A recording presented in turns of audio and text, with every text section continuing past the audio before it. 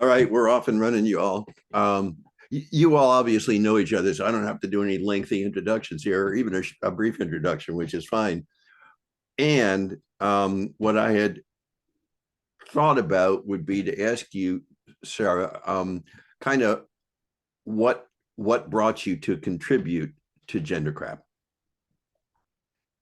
Oh, well, other than the world being literally and metaphorically on fire around the topic of gender writ large, I love spaces where you can collect multiple perspectives on a topic to add richness to the conversation. I think that in our culture, we tend to shy away from difficult conversations.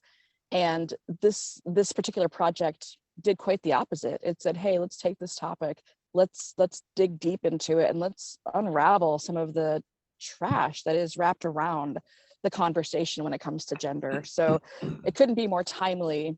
And as I mentioned to when we talked about the project earlier, I think it, for me personally, living with somebody who is in a gender non-normative space and having kids who are exploring gender identity and working with humans who are routinely damaged by the whole thing, it was just a chance to maybe drop a little raindrop in the pond and maybe have some ripple effect.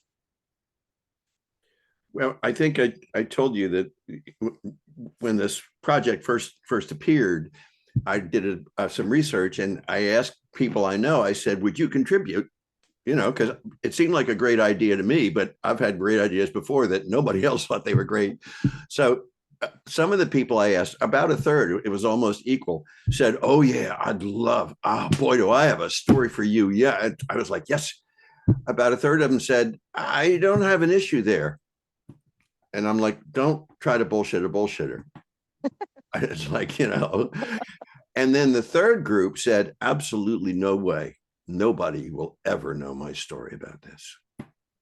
Whoa. And that was the one that surprised me the most. So I think, yeah, it's a conversation that is there, kind of rustling and tumor like under Mhm. under everybody's hood to some extent. So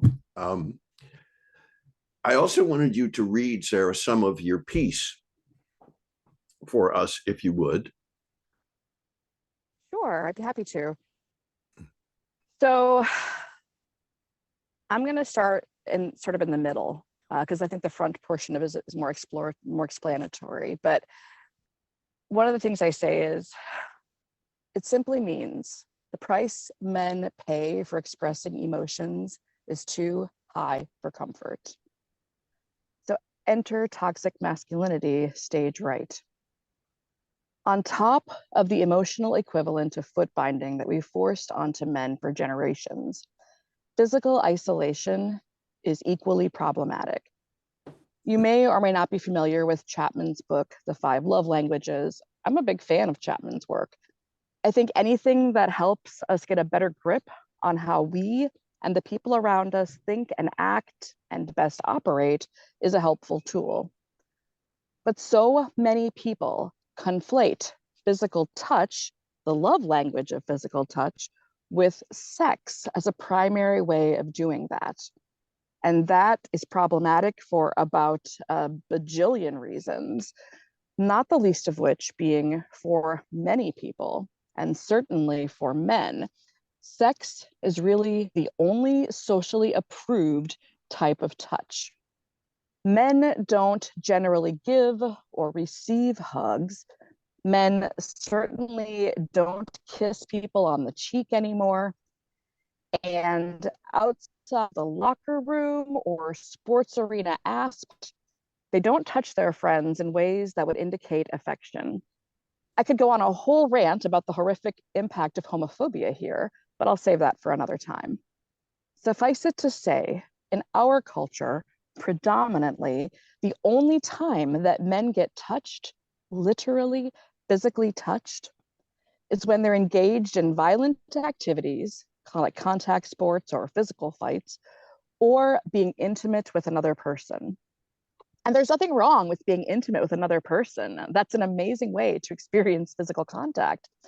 But it is super problematic if that's the only way our brains comfortably visualize meeting our basic human need for touch. And for lots of people, physical touch is still one of our top two love languages, or as it's commonly talked about in the workplace, their preferred language of appreciation. I personally believe that this is a big reason why rape culture even exists, and why there are so many people who just have a huge issue with physical touch in general, because it's only been packaged as physical sexuality and all of the baggage that comes from that. So I am worried about men because we have created a society where men are basically cut off from all of the healthy, natural coping mechanisms we evolved with. And as a result, are increasingly lonely, stressed, and unhappy. The mental health, domestic violence, violent crime, and general crappiness that comes from that space all on its own sucks. And while we're starting to see some effective diversification of leadership in our business and communities, women have tried to shove themselves into those awful toxic boxes to get ahead too, exacerbating the ick for far too long. And I'll pause there. Thank you. And now a word from our sponsor. Right. I love you, Sarah. I'm gonna see what our other two folks here have to say. I don't want to dominate. It's good to see you, Charlie. I haven't seen you in a long time. Hey, Mac, how are you? It's great to see you. Great to see you. Ditto. So, what do you got? I mean, luckily you have the perfect audience here because it's three guys. And I was watching the facial expressions while you were talking, which is my want, and I was seeing a lot of hits, I think. Yeah, absolutely. I don't know. I could go on forever, Mac. That's why this topic interested me. There's so many things that I could mention to Sarah. And hi, David. I don't know you, but happy to meet you on a weekend morning or week, whatever it is, still almost still morning. Gosh, I don't want to dominate, Mac, but there's a number of things. We had an employee at our Mac. I run a media company now in Washington, D.C., and we do podcasts and videos and stuff like that. So one of our employees was, now please don't anybody jump on me because I mean the right things, was born a female and wanted to be referred to as a male. And I am 61 and had a hard time. I don't mean ill, but I had a hard time doing it. I just, I'm very much my father's son, who was somewhat ist in a number of ways, if you'll forgive me for saying that. And I've had to sort of deal with that as I look at him now that he's passed and sort of look at him more critically than when I was working with him. When I met Mac, I was in the middle of 26 years of working with my father. This person ultimately left for professional reasons. He, and I have to be careful, wanted to do slightly different things than we needed done at our company. And as you know, as everyone in this room knows, there's a lot more chair jockeying, and this has nothing to do with gender. This just has to do with post-COVID or post-quarantine or post-whatever. People change jobs a lot more often than they did when I got out of college. They just do, especially the 20s and 30 somethings. They just, you know, I've had several employees with the exception of including this one, who just left without any place to go. I mean, in my generation, we didn't do that. My grandmother said, if you don't like your job, quit. And then if you don't like your job, quit. And then your third job, you can't quit, you're done. And that's what she literally said to me when I was a child. I said, well, what if I don't like doing this, Grammy? And she said, well, here's what I say. And I was like, that's just horrifyingly, you know, scary thought. And maybe I'm a product. I worked at one company for a year, and then I worked at one company for 26 years, and I left and tried a couple of things and started my own company. So to get back to my point, and I had a couple of real quick ones. I apologize. I do ramble. Mac maybe remembers that, but this particular employee left to do the things that he wanted to do, but it was only on the exit interview that we discovered that he had had a problem with the bathrooms, because we have a men's room and we have a ladies' room, and he was really not comfortable in either one, if you'll forgive me for saying that. So ended up, and we didn't know this because he had not told us. So it's not all on us, and there's no ill will between us, even though I made the mistake of referring to him as a her several times. And I always apologize, but I felt like shit. He would go down the street to the Wawa, which, forgive the commonality, had a one-holer, and he could go in there and feel comfortable and not. But the thought of having to go to the Wawa to the bathroom every day at your work, that's horrible, you know. So there was that. I actually had a friend of mine, Mac, I don't think you know him, but he sails in Annapolis, ask me why I had included him on my LinkedIn profile. And it was during our conversation about that. And part of it was because of what, I have to look up a note here. Yeah. And my wife is now correcting me, saying it's really he, him, his. And I didn't, you know, but it was interesting, Sarah, during that conversation with Stefan, that I started looking up other friends, influencers, and public relations people that I knew on LinkedIn to see if they had included the pronouns. And many fewer had done that than I had assumed. I was shocked at the people who I really do respect and care for who had not included that as part of this overall discussion that you've broached with us today. And so that really got me thinking, you know, why is it some of these people that I admire, some of them are massive influencers that don't know me at all, that I follow.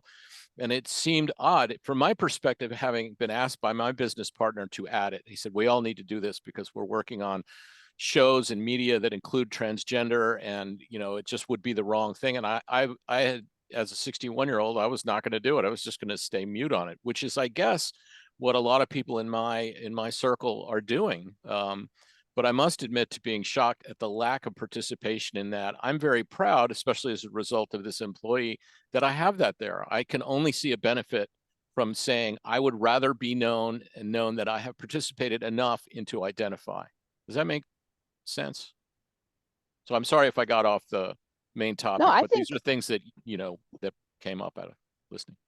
I think it's exactly on topic. And well, how I look at it is, as a cisgendered woman, right? I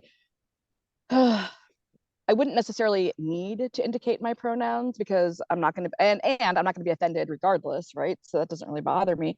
Okay. But more importantly, when I include my pronouns, I normalize the experience and make it easier for people who don't have that platform, don't have that voice. And I recognize that in my world, it's a more prevalent piece of the conversation.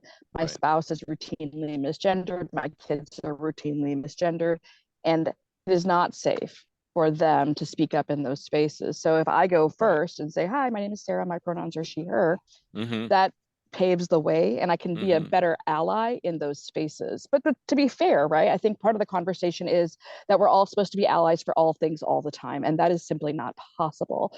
So my assumption when I see people who have just not gotten there is other things are top of mind for them, and that's where they're pouring their energy. And that's fine. That's fair. Yeah. There are a lot of crises in the universe that we need to address, right? And we can't all tackle them all the time. Now, That's if you're fair. being belligerent, that's a different conversation. Like, I'll never put my pronouns on my signature. Interessante. I think you're a jerk. I'm sure that there are a great many people in my circle who feel exactly that way, and that, you know, I try not to. I have I don't know if Mac remembers this, but I have 23-year-old boy and girl twins, or girl and boy twins, and you know, they deal with this issue as a matter of life. You know, it's nothing new to them. Now they don't even have LinkedIn profiles, so that's not, you know, that's not where I'm going. I did want to get back to what you're talking about. Very interesting that you mentioned touch and male touching. I, as a very sensitive person, miss being touched. I've been married for 38 years and I don't get touched very much, and that's just to be funny, but it's true. And I have had to.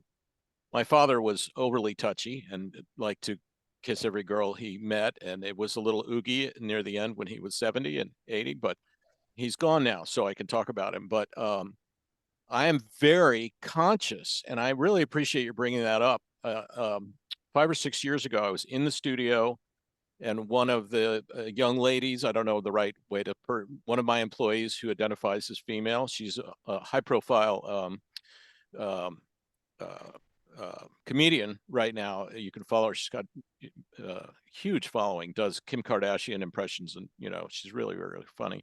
But we were chatting in what I call the bullpen, where I had, back at that time, you could have everybody in the same room, and so we had a bullpen of editors. We'd have 10 people in a row of computers, and I just loved it because I always fantasized about being a cartoonist in a newsroom, just sitting with everybody else and throwing paper and eating sandwiches and stuff.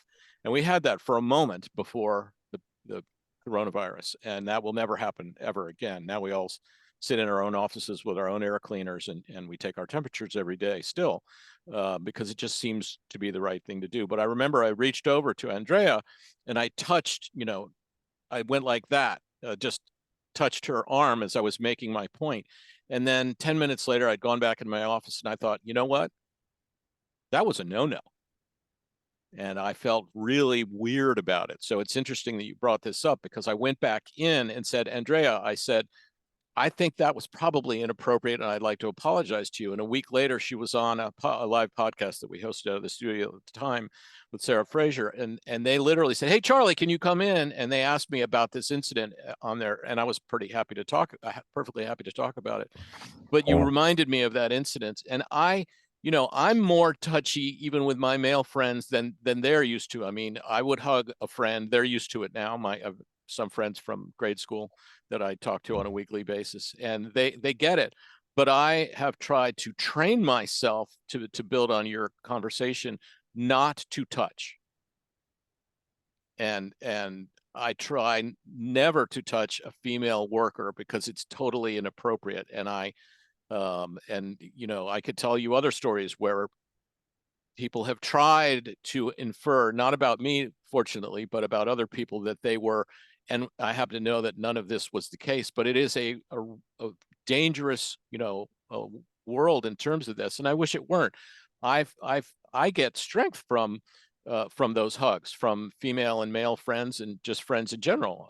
I'm a hugger, which is a dangerous place to be today. In just speaking with you guys conversationally, it's not something that I'm very careful. I had a picture of an African American, a member of the staff of the building I'm with. I went to her baby shower last week, and I had my arm around her. She asked me to take a picture of her, and I said, "Oscar, should I post this on my Instagram?" And he said, "You probably shouldn't," because I was touching her. And he's a little younger, and I get a lot of my feedback, Sarah, from listening to my two children, and not, and Isabel's will talk to me about it. Diane will I just sort of have to soak it in.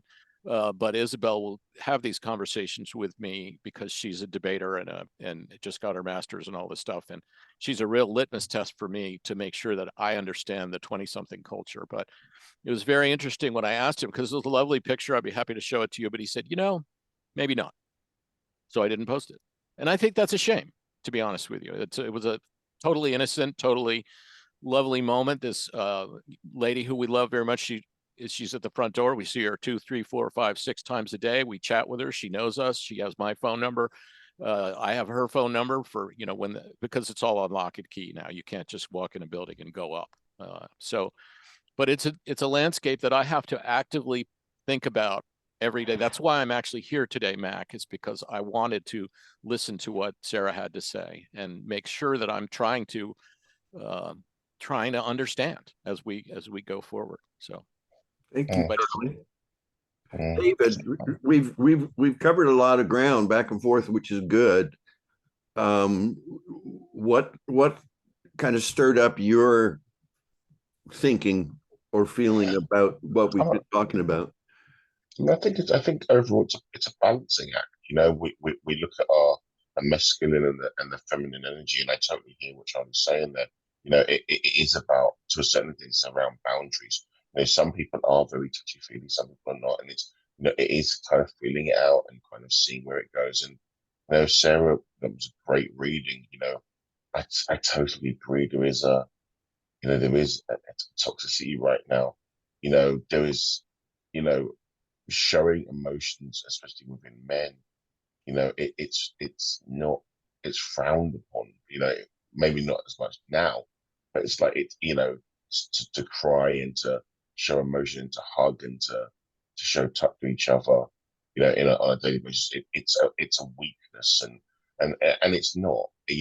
It's a form of expression. It helps to kind of talk to each other. Especially again, you focused a lot on men, and there is a crisis right now of people who aren't talking to each other. We're not talking as a whole. We're sitting around masks of illusion, and not showing vulnerability to each other. Because we see it as a weakness. People see it as a weakness. I don't. I won't overshare, but I have no problem with hugging and saying hello to people and showing my emotions, because that's just what we are. We're all human, you know, and to be anything else and to suppress and not be transparent is a crime in itself. Thank you, sir. Lots of things, Sarah. I mean, I do a lot of work with federal employees and, leadership work and stuff. And by and large, when we talk about your supervisor, what do you like? What don't you like? But no names. A lot of them say that they're women, they're female supervisors, they are more intimidated by. And when I talk to people who are supervisors and also female, after we talk for a while so that our shields are down, I don't know if it's confess is too strong a word, but they say, in order for me to reach where I have reached in this organization, I have to act like an asshole man. So that may take them to a place where they are overacting. They have become a bigger thing than they intended to, because they went past big enough in order to get there. And once we have that conversation, it was kind of like what Charlie was talking about. It's like, oh my God, what if what has happened? And this discomfort, which I feel too. I mean, I'm even older than Charlie, one of the few people on earth who are older than Charlie, but I feel that frequently. And for me, it's about race and it's about gender and it's about how I show up. It's about a whole bunch of stuff, because I was raised in a paradigm, a model, a framework that was pretty dysfunctional and caused me a lot of pain and caused me some divorce, because I didn't know how to handle the challenge of just being a human being. And I've gotten to travel. There was one part of my life where I got to travel a lot. My partner wrote for our travel magazines, so she would get called. We were opening a new hotel in London, come and write a review. So we got to travel a lot. And all of a sudden I realized that there are places in the world which my rules, not because I'm bad or stupid or don't apply, like places where you don't make eye contact when you talk to a person. That's considered disrespectful. I was raised exactly the opposite. Somebody who won't look you in the eye they're going to rip you off. There are places where this doesn't mean no. This means I'm not sure, but we're going through this in our culture now. Truly.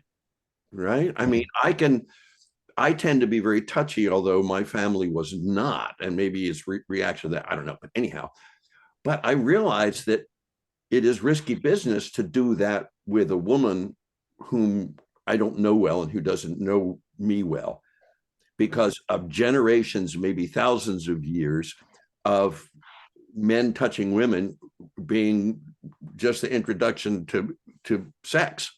And I'm being blunt here, but Sure. that's what it was. Yeah. So Mhm. all these mysterious places we find ourselves in, like, oh my God, what do I do now? If I do this, is wrong, and if I do this, is wrong. If I put he, him, his, some people are going to find that offensive. If I don't put he, him, his, other people are going to find that offensive. It's like, opening the door. I mean, I open the door for everybody if I can. And there are Yeah. I was going to bring that up, Mac. yeah, sometimes when I've opened the door for a woman, I've gotten one of these. I've had that. Mm. And I do it for everybody, but I was trained to do it for women by my father, who was sexist. And sorry, but he was. And I've gotten the stink eye. He got the stink eye for that a couple times, and turned it into a story, as one's father will. But yeah, I've definitely joined you there. Yeah. But I think it's interesting, right? So we have generations, possibly millennia, of gender power differential problems. And that's just one of many different power differential problems in the universe. And so where do we find ourselves today, right? We find ourselves where we're not allowed to touch anybody in the workplace because somebody might be committing sexual aggression, which is fair. It does happen. It's not every time, but it does happen.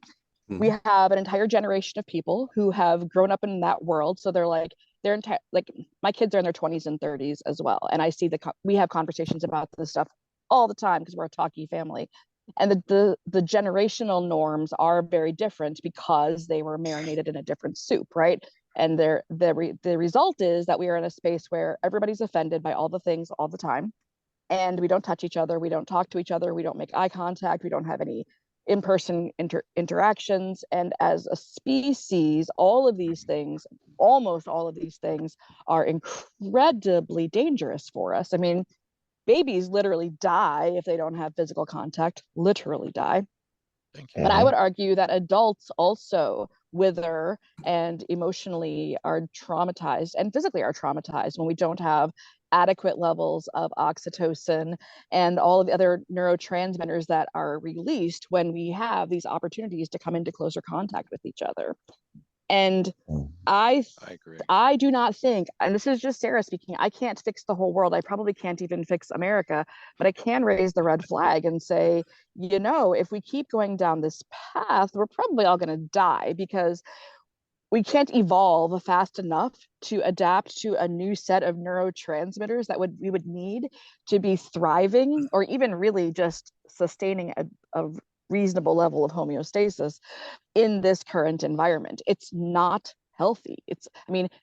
Isolation, both literal and emotional, are massively problematic for us. The Surgeon General has been writing about this for years at this point, and the pandemic certainly exacerbated and showed us exactly how bad isolation is for us, both physically and emotionally. And the response is to lock ourselves in a closet and isolate further. That's stupid, quite frankly. I mean, not to put too fine a point on it, but that's an absurd reaction. And I get that fear makes us do silly things, but I think we have to have the conversation and acknowledge that societally, we are choosing unhealthy paths forward. And I'm not suggesting we throw away all the rules and everybody just is all hugging and kissing each other in the workforce. But when I see that we can't even include physical touch in like the workplace version of the assessments on how people prefer to be appreciated. Like, I just took a workshop. So I work for a large healthcare system. And they did a workshop on Chapman's 5 languages of appreciation in the workplace, there's still 5 of them. And physical touch was completely taken out of the equation because it's such a problematic conversation. Yeah. But the answer isn't to not talk about it. That's not the answer, because that just pretends that the problem doesn't exist, and it does. When we pretend it doesn't, we're just shoving it even further down, and we're already at crisis. Let's just add a little gangrene to the process. I mean, that's a ridiculous approach, in my opinion. Yeah, of course, it's all about belonging. It's all about the belonging, and and you're right. Around physical touch and being in spaces with other people. We shouldn't all be hermits. I know, obviously, the pandemic. And we all went into our little rooms, and and all went away. But we can't be like that forever. I'm not saying that we all need to return back to in-person working. That's a whole different. That's another whole different conversation. But to simply just be, we're all just going to sit in our little rooms and not interact with anybody ever again. That you're right. That is a crisis. That is a mental. That is not good for your mental health. But just one of my other points, just talking about what Matt was talking about. So about women, who are trying to be like Arsenal men. It's because there's a gender. It's all about gender dynamics. It's all about. It's seen that the norm must be. Well, I've got to go in there and be like a tough asshole man because that's what society dictates. Well, no, that's not the truth, and that's not how it works at all. There are some great leaders, both male and female, and who identify male, female, and them, who are not like that. There's many examples. It's just that that's what our norm has been, and the times they are changing. Right. I have which may be just a bizarre idea, but I don't think it is from my experience, because for the past 3 years or so, all my work has been like this, people on a screen. The two things that give me hope, and I'm very idealistic. One of my friends always says to me, Mac, you know what your problem is? You're too damn idealistic. It's like, oh no, what a terrible problem. But number one is kids. My grandkids, and I'm going to my oldest grandkid's wedding June 2nd, and he's a chef in northern New Jersey, and my youngest grandchild is a senior in high school. Wow. They don't have a lot of the bullshit that was injected like a turkey baster into my psyche. They just don't, and that's cool. But the other thing is, I suggest that we can use this platform as part of breaking this down. We have 4 people here who have never met physically. I've met you a couple of times, Charlie, but we are in each other's homes right now. Now I'm in the woods, right? So we are sharing our intimate space with each other this way. Sure. And though we are strangers in the night, we're talking about real stuff, and our shields are down. And there may be some advantages to this platform as a way to connect in a peculiar way. It isn't the same as a face-to-face, but to stop propagating the bullshit by these kind of forms of intimacy. Yep. Yeah, I think you have a point there, Mac. And I think that's why I get a little twitchy when people I had a conversation with some employees recently. So my day job is working on employee engagement and employee experience, and they were grousing because their boss expects them to turn their cameras on when they're in a Zoom call. And I think, to me, that's another one of those red flags. I'm a fan of not micromanaging people's worlds. And in a world where we have already become physically isolated, and to your point, Mac, at least when we can be in these spaces and see each other's facial expressions, it creates a little bit better connection than just an email or even just a phone call would. So I think we have to be really intentional about how we shape these spaces so that they can create opportunities for that authentic connection to happen better than it will if it's just a Zoom call full of black boxes with names across them, because that I think I know when I was a professor, and when we were doing education during the pandemic, that was a rule that you could not require students to turn their cameras on because they were all traumatized and stressed out. And I will tell you, a classroom full of black boxes is a classroom full of students who 90% of them aren't even in the room. And so for us to have functional interactions, we have to actually be interacting, and we lose the agreed upon number is 70% of communication is nonverbal. So if we've lost the physical energy spaces of sharing literal office or meeting rooms, and we've lost the visual cues of eyebrows and faces and rolling eyes, we've lost almost all of the communication. And it's hard enough to communicate when you do have all that stuff. Mm, mm, Let mm. me say one thing, excuse me, real quick, and then I'm going to back off right until the very end. What I think we are doing is we're using our intimate voices with each other more in this platform. We aren't Yes. talking like we're at a podium. Well, the reason we're here today is that, I mean, even groups that I do my work with, we go right to friendship voice real fast, and we don't even know that we're doing it. So I think that there are a lot of ways in which we are rediscovering the tools of intimacy, which we may not even be aware of in this space. Okay, that's it for me.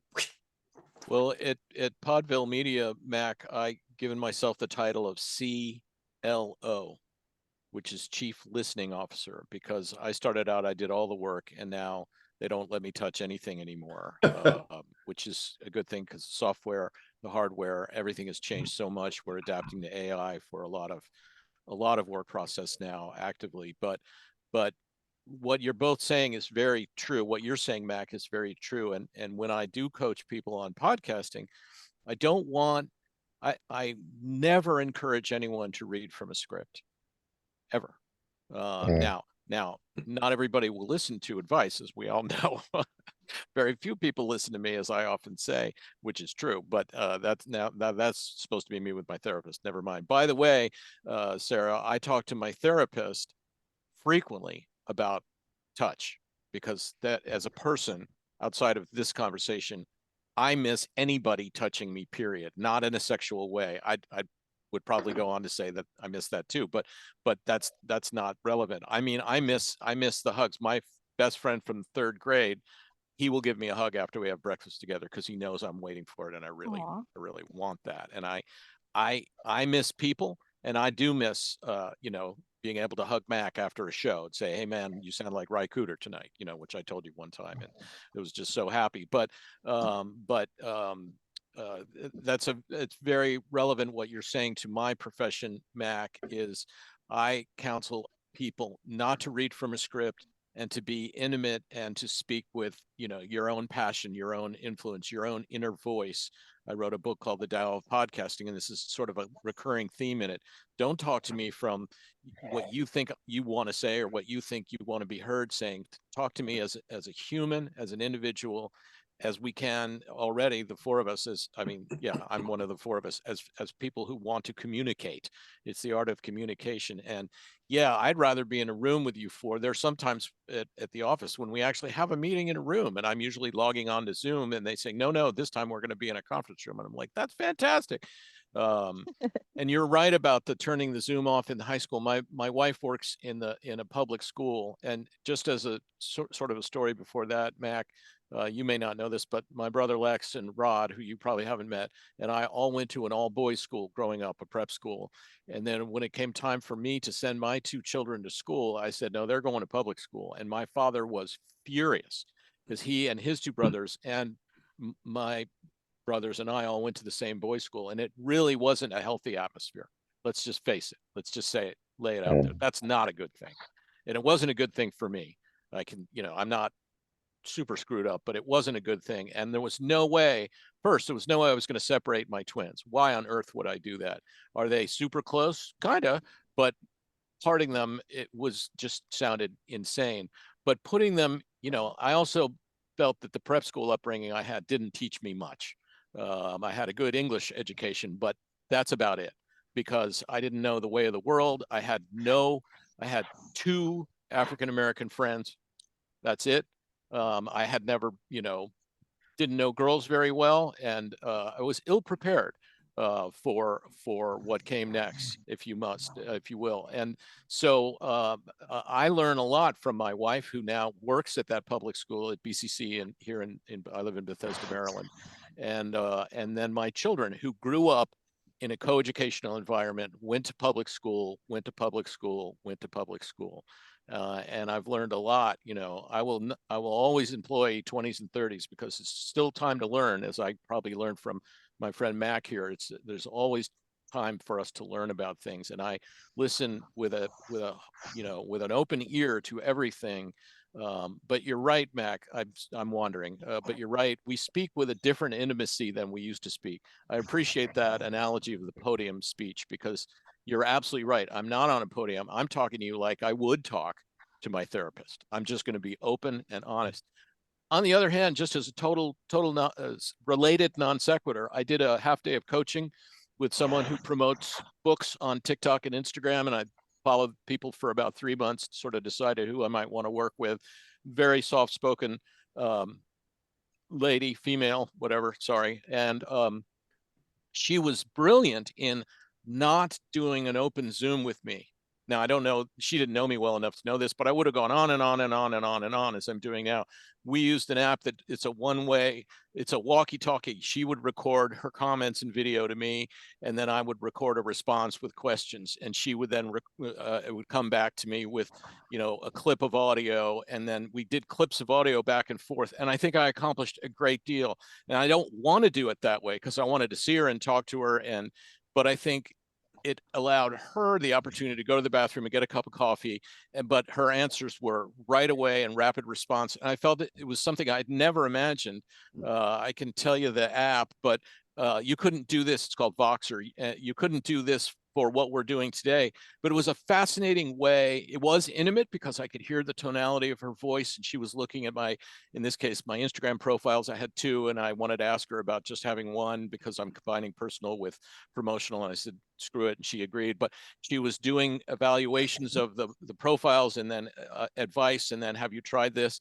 And I felt I got the intimacy. I got her tonality. I didn't get her facial expressions, but I thought it was extremely efficient. And as much as I want to be in the same room with you, and I appreciate everybody being here visually, I was surprised that I liked that, just as a sort of a related non sequitur, if that's the thing. I think Yeah. what you just described is the reason why we need all of it, right? There is this weird tendency to want to coalesce around some kind of monolith of communication.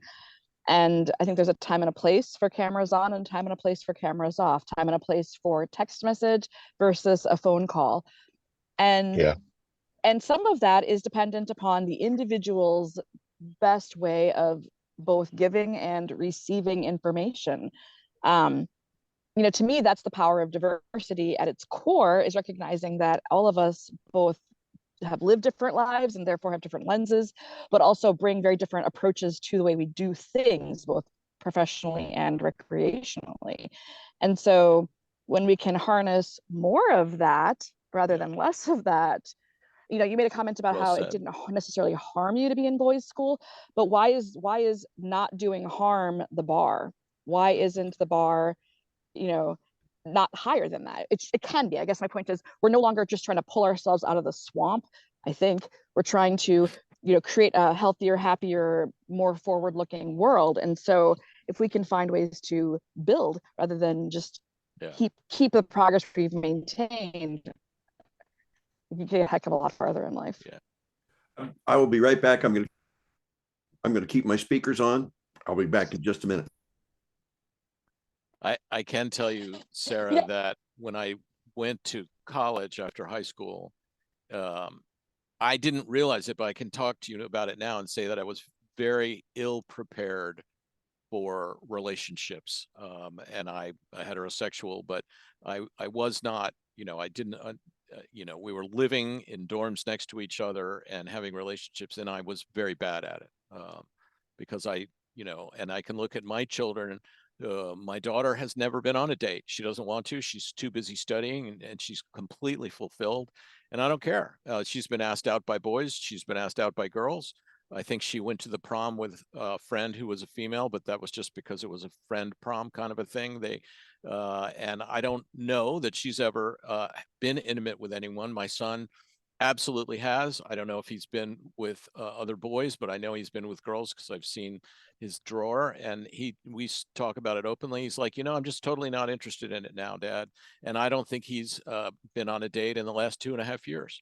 He's very fulfilled studying massage therapy in his second degree and lives by himself and plays a lot of video games, which we actually play together. I'm a firm believer in doing that. My wife is like, I can't do that, but I'm so proud that you will play this game with him. He lives in California now, and I live in Maryland, and we play a game sometimes together, but I also play it alone and ask him his advice on it. And it is quite literally, I think gamification, and I'm using that term very broadly, is a wonderful connector. My wife, we now watch anime, all of it with subtitles, because we want to stay close to our son, who's not quite as communicative as our daughter is. And we will watch television programs long distance in synchronized, and we'll watch anime with our son because he will only watch anime. But when Alice wears an anime t-shirt to school, the high school here, it's an instant connector. It's unreal. And she not only has the t-shirt, but she knows the show because she's watched it. We've watched Spy X Family. We've watched, there's so many that I could go through with you because I watch them too. And as a person who's an amateur cartoonist and have read comic books, there's boxes and boxes behind me of comic books, but like 10,000. I learned something from watching the anime because it's done differently. It's better storytelling, to be honest with you, because back when I was a kid reading Marvel and DC, the storylines were really shit. I followed because I liked doodling, and when I look back at those storylines and I've reread them, they're all yellow now. They're really badly written. They're really badly written. I'm not saying that good ones today are better written because I don't read them anymore. I'm too busy trying to have a career. But and they're really expensive now. So I don't know. I'm rambling again. Sorry. I think anime is interesting exploration. So I wouldn't say I am a huge anime aficionado, but a couple of my kids are also deeply immersed in that world. And to bring it kind of back to topic, I think we see different gender representation within anime, and those characters, the primary characters in those storylines, exploring a wide variety of emotions. And I'm all about like allegorical learning. If it helps take away some of the rawness or the discomfort to make it in that storytelling mode, I mean, that's a great way for humans to explore very, very complicated topics. And I'm always excited because I have caught quite a bit of secondhand anime walking through the living room when my kids were younger, to see these gender presenting characters of a wide variety doing the whole gamut. If you look at the Very feelings much so. wheel, I think the English language has like 3,000 emotion words, and we only use like 7 or 8 of them on a regular basis. Huge problem unto itself. I think our emotional literacy generally as a culture is crap, and we just don't leverage emotions. And then back to my sort of rant about how men get jacked over in this world, you're not even allowed to experience any of those emotions publicly. At least you can be angry, and you can be, that's about it, angry and celebratory. I guess those would be the two like approved male, and that's about it, really. Wow. Mm. And No, where do you yes, see it? that's so That's true. true. So true. I mean, did you see it in your boys' school? I bet the teachers and the directors in your all boys school didn't express emotions. We don't see our male leaders expressing any other emotions. If you see a man cry, it's almost portrayed as them being manipulative, and sometimes it is them being manipulative, because that's the world that we live in. What the heck? Why are we denying ourselves? I mean, I know why. I have some hunches as to why, but the beautiful thing is it doesn't have to be that way. We have artificially created the world that we live in. Gender is not related to emotional ownership or emotional exploration, so we can choose differently. And I will say, to your point about the kids doing it differently, the kids are, I'm going to get beat up for that, but I do see the 20 and 30-year-olds, like my kids are having kids now, and the way they interact with their children is very different than the way my generation interacted with our children, and certainly than the way our parents interacted with with us. I'm seeing more emotional vulnerability. I'm seeing more emotional breadth. I'm seeing more willingness for dads to pick up their sons and their daughters and carry them around and physically interact with them and not be afraid that they're going to be accused of inappropriate behavior. So I think there's hope.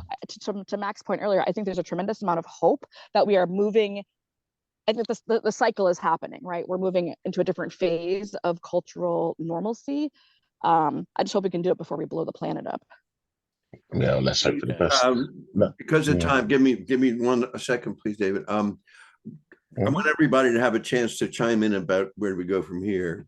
Now, Sarah, when you and I were talking the other day, we realized accidentally that I'm older than your mother. So I am assuming I'm the oldest of the bunch here. And I'm learning that I am not bound by the restrictions that were given to me as gospel. I am not, and I can choose not to be. I can say, I'm not going to do that anymore. And guess what? Then I no longer have to.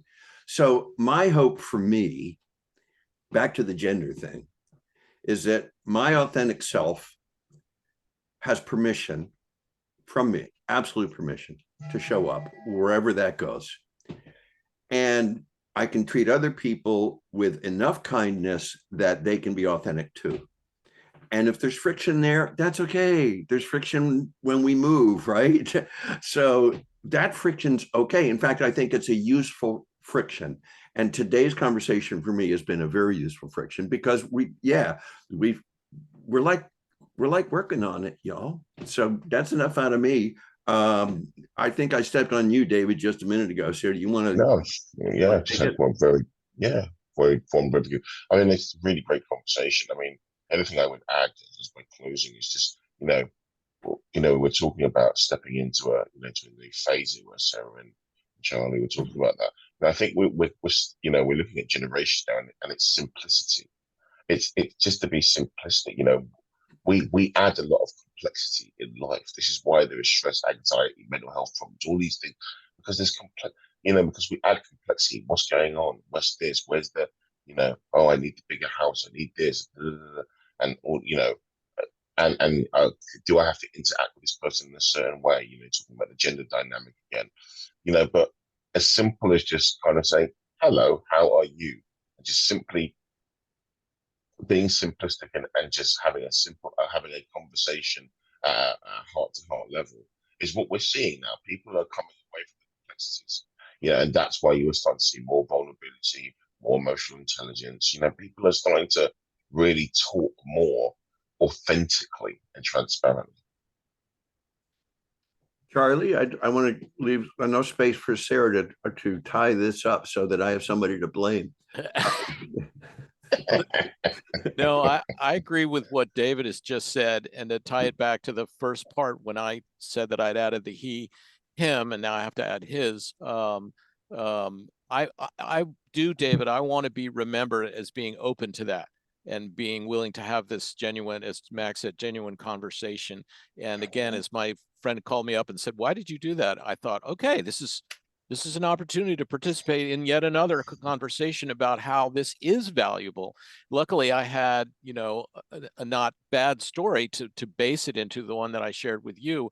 And I think I'm profoundly grateful for that because as I said, vis-a-vis Mac, I like to keep learning and I have no intention of stopping learning at all. But I want to be seen, I adore my daughter because I think she and her friends and my son are the future, are the people who are going to make change. They're pissed, by the way, as you all know, at us, at my generation and the oldest. They're pissed. They're like, why did you leave us this shit pile that we have to clean up if we, as Sarah said, I think if we get there.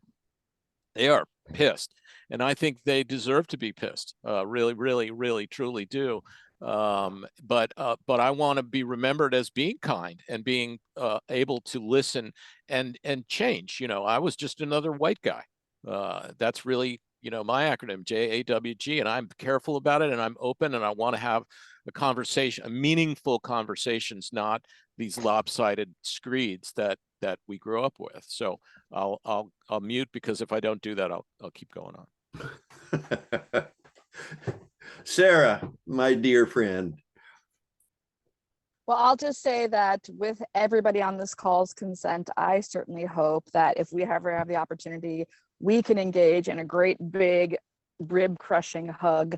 And I'm grateful to have people like you all in my world, because while it is frustrating to see all the shenanigans that go on, it is also incredibly rewarding to try to untangle it, to Charlie's point, to create something better. And I think it can be done. So thank you for the opportunity. I love you guys. Thanks, Mac. so I can give you a verbal hug, Yes. which is better. Yes. It's better than no hug at all. Thank Mac, you. are you still in Annapolis? I don't Yes. remember. I am. I get there occasionally, not in the last few months. My wife's been very ill, but I would love to, I'll try to remember if I'm coming to see a friend or two that I'll call you up. Maybe we can get a cup of coffee somewhere. Yeah, and we can always talk as we demonstrated here in the last 62 minutes or something, whatever. Absolutely. Thank you, folks. Thank you, guys. What a Mhm. pleasure. Have a great day. Okay, Yeah, keep on keeping on. Keep on. Take care, y'all.